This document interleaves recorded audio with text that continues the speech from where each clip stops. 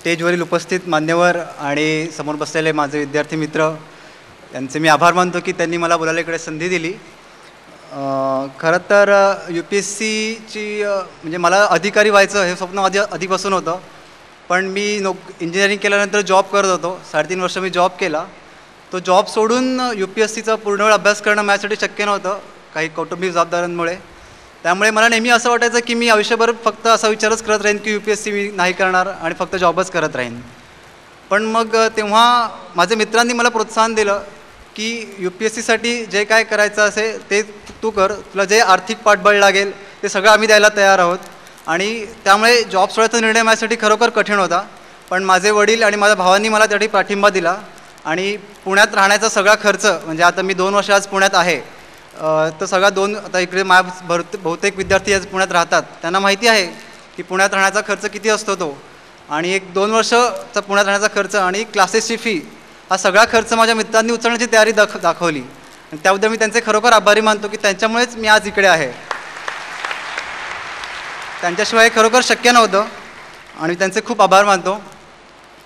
आणि त्याच्यामुळे आता तेच मी सेल्फ कॉन्फिडन्स मी सांगायला आवडेल मला की असं सगळे पार्श्वभूमी असल्यावर मला फक्त एवढंच लक्षात होतं की मला जे काय करायचं आहे ते फक्त एकाच अटेम्प्टमध्ये करायचं आहे. आणि माझ्याकडे भरपूर अटेम्प्ट देण्यात की लक्झरी नाही आहे. म्हणजे जरी मला मित्रांनी सांगितलं असेल तुला जेवढे हवे तेवढे अटेम्प्ट्स घे, पण मला एक स्वतःला वाटायचं की जे काय करायचं आहे मला एकाच अटेम्प्टमध्ये करायचं आहे. आणि या मित्रांचं अनुभव ऐकल्यावर असं वाटतं की मी खरोखर सुदैवी आहे की मी पहिल्याच अटेम्प्टमध्ये झालो. आणि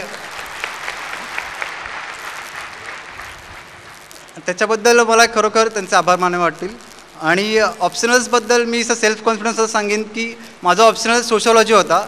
आणि मी जसा सरांशी कुठल्या चर्चा करायला जातो की ऑप्शनल्स कुठल्या घेऊ, जॉग्राफी माझा एक ऑप्शनल्स होता आणि एक सोशॉलॉजी होता. तर एका सरांनी मला सांगितलं की 2013ला ऑप्शनल स्क्रॅप होणार आहेत, तर तेव्हा सोशॉलॉजी घेतला तर फायदा नाही होणार, पब्लिक ॲडमिशन घेतलं तर फायदा होईल. तेव्हा मी त्यांना म्हणालो की 2013च्या ऑप्शनल्सला काय होईल मला माहीत नाही.